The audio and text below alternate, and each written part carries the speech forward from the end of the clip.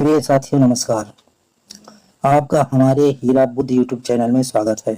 साथियों, प्रकृति ने हमारे शरीर को 5 तत्वों से बनाया है, लेकिन कलयुग के इंसानों ने उसे एक तत्व और अधिक कर दिया है। वह तत्व है पैसा। हाँ दोस्तों, यह सच है कि पैसे से सारी चीजें नहीं खरीदी जा सकती, लेकिन यह भी सच है कि पैसों से लगभग सारी चीजें खरीदी जा सकती हैं। एक बार की बात है कि एक गांव में एक संत प्रवचन दे रहे थे कि पैसों के पीछे मत भागो, यह माया का दलदल है, और इस माया के दलदल में एक बार जो फंस गया तो वो पूरी जिंदगी दुखी ही रहता है। तो वहां बैठे सभी लोग इस बात को सुनकर इसी बात पर तालियां बजा रहे थे। उन्हें बात नहीं पता था कि यह संत इसी बात को बोलने के लिए पैसा लेता है। साथियों, यही तो माया का खेल है जो कि इस दुनिया में बहुत कम लोग इस बात को जान पाते हैं। जिसने यह जान लिया उसको इस माया ने बुलंदियों की चोटी पर पहुंचा दिया। साथियों, आज के समय में पैसा कमाना जितना मुश्किल नहीं है, उससे भी ज्यादा मुश्किल है पैसों को संभालना और उसको संभाल कर रखना। इस संसार में बहुत से लोग ऐसे होते हैं जिनके पास कुछ पैसा आ जाता है तो वो लोग घमंड में आ जाते हैं। क्या है कि वह पैसों के नियम को नहीं जानते। आप लोगों ने ध्यान दिया होगा कि सरस्वती माँ की तस्वीर हमेशा बैठी होती है और माँ लक्ष्मी की तस्वीर सीधी रहती है, क्योंकि सरस्वती माँ यह कहती हैं कि मैं जल्दी आऊंगी नहीं, और यदि मैं आ गई तो मैं वापस जाऊंगी नहीं, क्योंकि ज्ञान इतनी आसानी से अर्जित नहीं किया जा सकता, और यदि हमने एक बार किसी ज्ञान को अर्जित कर लिया तो वह ज्ञान हमसे कोई छीन ही नहीं सकता। लेकिन दूसरी तरफ लक्ष्मी माँ का यह नियम होता है कि वो जल्दी आ भी जाती हैं और उतनी ही जल्दी चली भी जाती हैं। यदि किसी इंसान को पैसे को सही तरीके से रखना नहीं आया तो वह बहुत जल्द उस घर से लक्ष्मी निकल जाती हैं। तो साथियों, आज इस कहानी के अंदर में मैं आप लोगों को 6 ऐसे खर्च बताऊंगा जिसे आपको आज और अभी से ही बंद कर देना चाहिए, तब ही आप पैसों के सही नियम को समझ पाएंगे। आप कितना भी कमाते हैं यह जरूरी नहीं है। आप चाहे जितना भी कमाते हैं, इसमें से आप अपना खर्च इन 6 जगहों पर कम कर दो तो धीरे धीरे आपके घर में धन रुकना शुरू हो जाएगा। आपको खुद को लगेगा कि सच में हमारे घर में पैसा रुकना शुरू हो गया। और अमीर बनने का सबसे पहला रास्ता यही होता है कि अपने खर्च को कम कर दो और ज्यादा पैसा कमाने का तरीका ढूंढो। तो चलिए जानते हैं इस कहानी के माध्यम से वो कौन सी 6 चीजें हैं जहां हमें पैसा नहीं खर्च करना चाहिए। महात्मा गौतम बुद्ध कहते हैं कि एक बार की बात है, एक गांव में 2 औरत रहती थीं। एक के पास एक भैंस थी और एक के पास एक बकरी थी। जिसके पास भैंस थी वह औरत सही तरीके से किसी भी चीज को संभाल कर रखना नहीं जानती थी। उसकी भैंस दूध तो बहुत देती थी, लेकिन उस औरत ने दूध की कीमत को कभी नहीं जाना और वह दूध घर की बिल्ली को पिला देती थी और उस दूध को ऐसे ही खर्च कर देती थी जैसे कि पानी हो। दूध को सही तरीके से उपयोग में कैसे लिया जाता है वो औरत जानती ही नहीं थी। दूध क्या है, कैसे रखना चाहिए, कैसे संभालना चाहिए, कहाँ उपयोग करना चाहिए, उसको पता ही नहीं था। और जिसके पास बकरी थी वह दूध की कीमत जानती थी। वह दूध के एक एक बूंद को बचा कर रखती थी और उससे दही जमाकर घी निकाल लेती थी और वो धीरे धीरे बहुत सारा घी इकट्ठा कर लेती थी। अब जिसके पास भैंस थी उसने दूध की अहमियत कभी जानी ही नहीं। उसने कभी भी दूध से घी निकालने के बारे में सोचा ही नहीं। फिर एक दिन उसके घर में कुछ मेहमान आ जाते हैं। जिसके पास भैंस थी उसके घर में कुछ मेहमान आ जाते हैं और मेहमानों को तो रूखी रोटी खिलाया नहीं जा सकता था। तो यह बात तो हम सभी जानते हैं कि कोई मेहमान घर पर आ जाए तो उसको शुद्ध खाना खिलाना चाहिए। तो जो जिसके पास रहेगा वही खिलाएगा, लेकिन जहाँ तक मेहमानों की बात है तो कुछ इज्जत के साथ उनको खाना खिलाना चाहिए। तो इसीलिए उस औरत ने उन मेहमानों के लिए सोचा कि कहीं से घी ले आऊं। उसके पास तो घी था नहीं, तो उसने सोचा कि कहीं से घी ले आऊं जिससे रोटी में लगा दूं तो रोटी स्वादिष्ट हो जाएगी और नरम भी रहेगी। तो इसलिए वो औरत उस औरत के पास जाती है जिसके पास बकरी थी और उस औरत के पास से एक पाव घी ले आती है। वो औरत यह कहकर घी लाती है कि मैं जल्द ही अपनी भैंस का दूध निकाल कर घी निकालूंगी तो मैं तुम्हें तुम्हारा घी वापस कर दूंगी। और बकरी रखने वाली औरत उसको उधार के तौर पर घी दे देती है और फिर वो औरत अपने मेहमानों को खाना खिला देती है।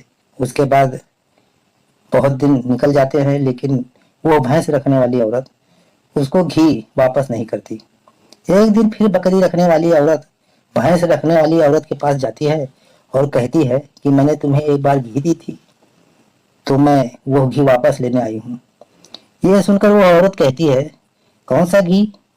तू भला मुझे घी कैसे दे सकती है? मेरे पास तो भैंस है और तेरे पास तो एक बकरी है और मैं भला तुमसे घी उधार क्यों मांगूंगी? मेरे पास तो इतनी अच्छी भैंस है, इतना दूध देती है, तो मैं तुम्हारा घी कब ले आई?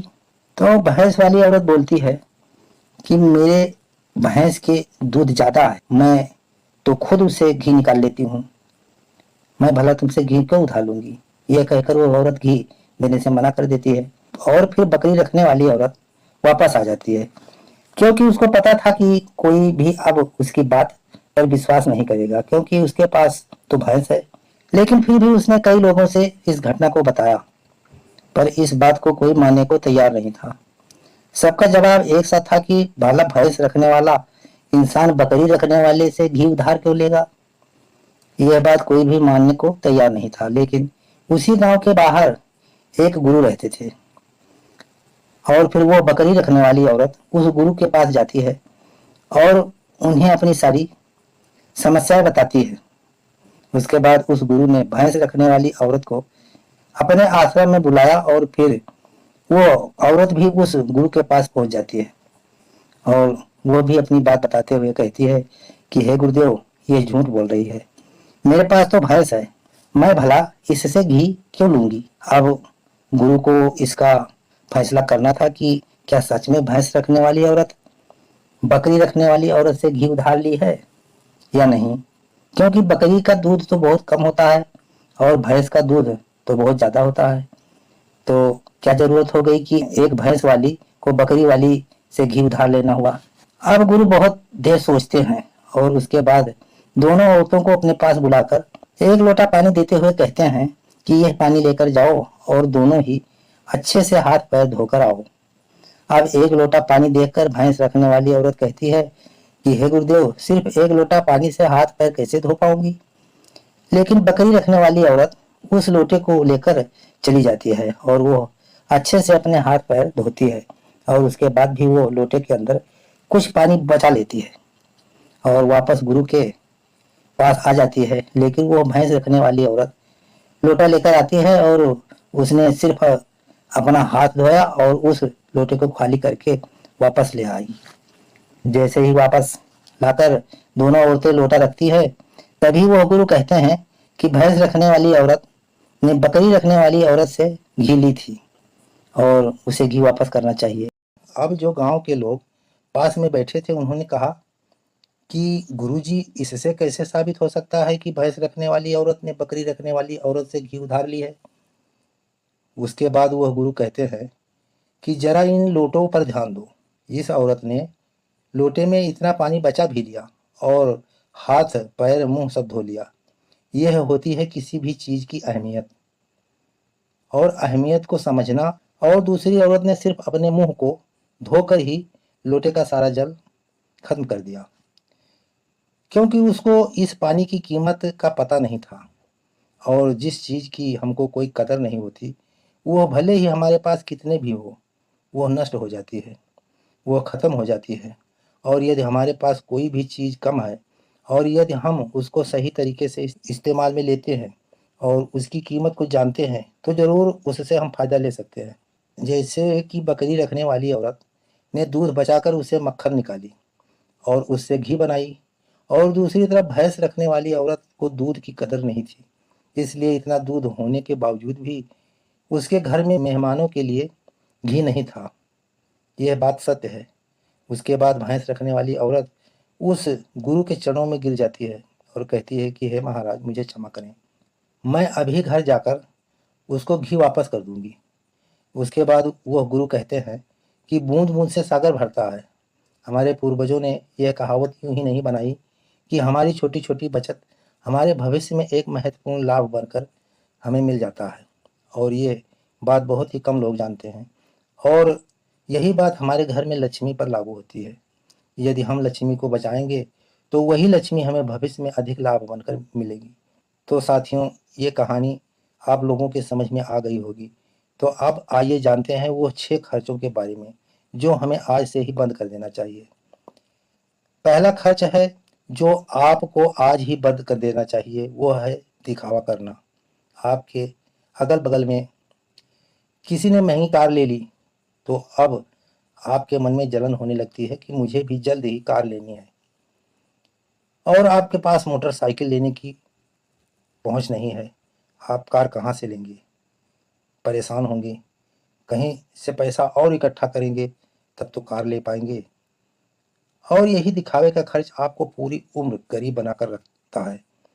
तो साथियों, हम में से ऐसे बहुत से लोग होते हैं जो सिर्फ दिखावे के चक्कर में ही बहुत सारा ऐसा सामान उठा लाते हैं जिससे कि दूसरों के सामने अपना रुतबा अधिक हो सके। कार ले लेना, महंगे जेवर ले लेना, महंगे मोबाइल ले लेना, या फिर ऐसी कोई महंगी चीज़ ले लेना जिसकी हमें सारी ज़िंदगी में कोई ज़रूरत भी नहीं होती। और जब उन्हें कोई समझाता है तो कहते हैं कि हम किसी से कम हैं। क्या वो लोग यह नहीं समझते कि इससे हमारा सिर्फ नुकसान होता है, ना कि कुछ फ़ायदा? यदि आपको सच में अमीरी के रास्ते पर चलना है तो यह सारे खर्चे सबसे पहले आपको बंद कर देने चाहिए, और वही पैसा कहीं अलग लगा देना चाहिए जिससे कि उससे कुछ हमको लाभ मिल सके। तो साथियों, मैं यह नहीं कहता कि आप शौक पूरे ना करें।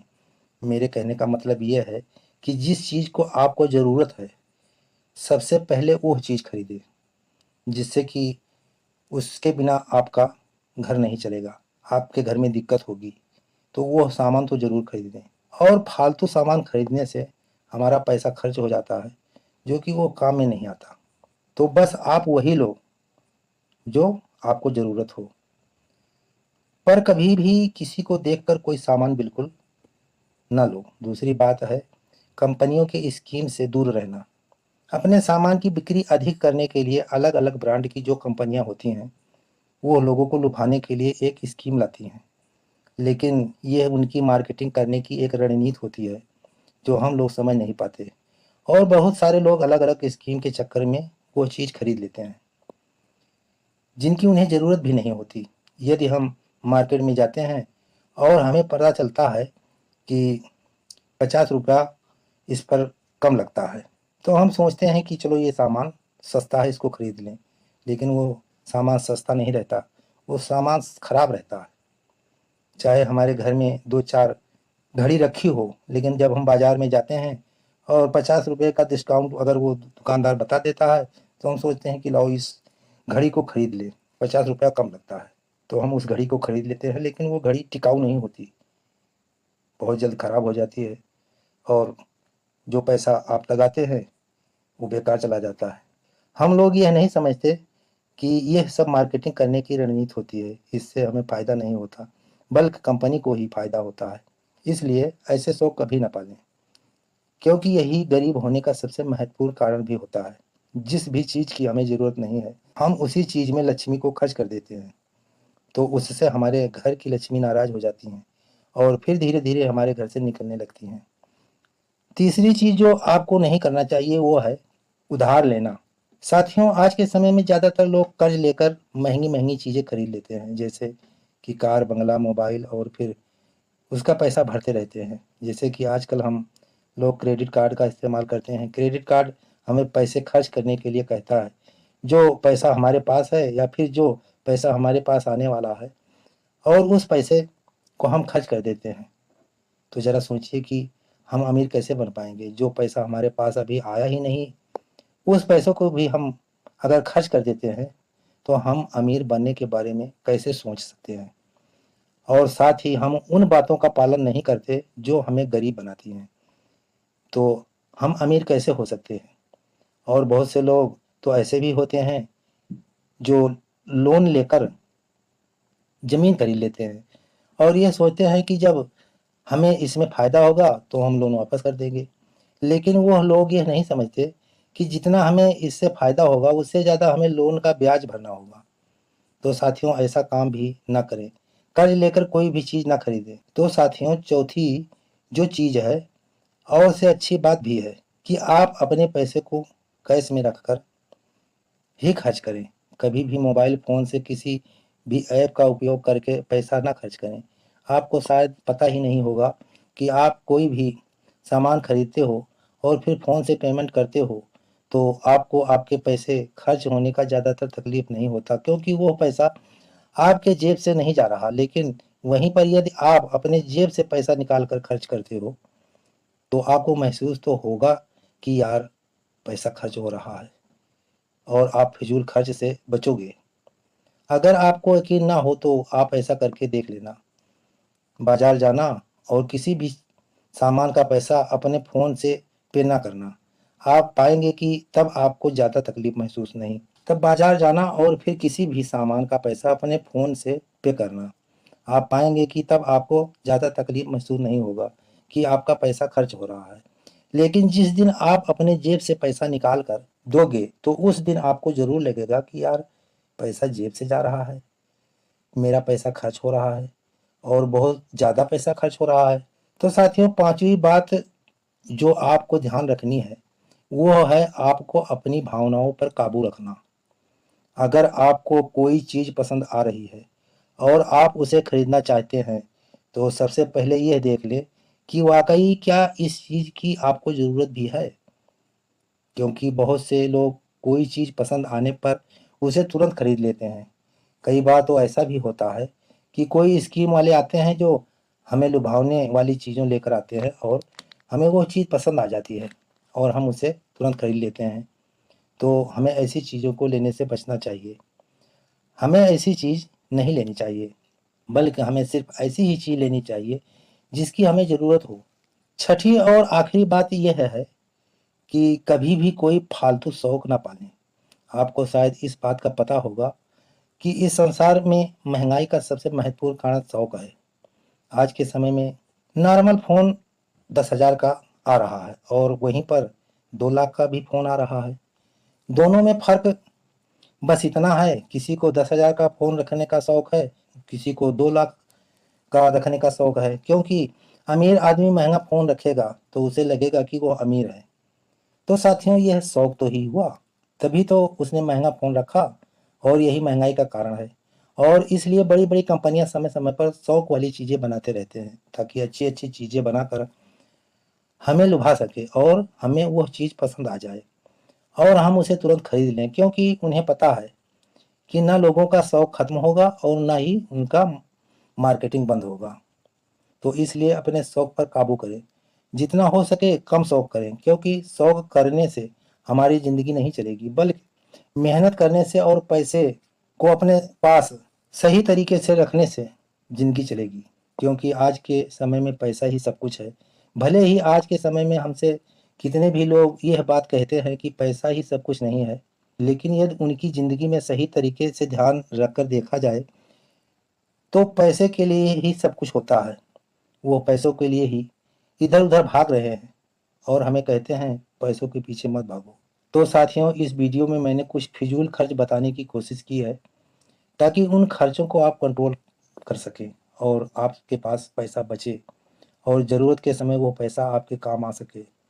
और वह पैसा जब ज़रूरत के समय हमारे काम आता है, तो हमारे दिल को जो भी शांति मिलती है, वो सच में बहुत ही अद्भुत शांति होती है। तो साथियों हमें उम्मीद है कि आपको वीडियो ये पसंद आई होगी। अगर ये वीडियो आप लोगों को पसंद आई हो, तो वीडियो को लाइक कर देना। चैनल पर नए हैं तो चैनल को सब्सक्राइब कर लेना, जिससे हम अगला वीडियो डालें तो आपके पास नोटिफ़िकेशन पहुंच जाए। और ये कहानी अपने मित्रजनों को भी शेयर कर देना, जिससे उनको भी ये ज्ञानवर्धक कहानी सुनने को मिले। तो साथियों चलो चलते हैं, अब फिर मिलेंगे अगले वीडियो में। जय हिंद, जय भारत, धन्यवाद।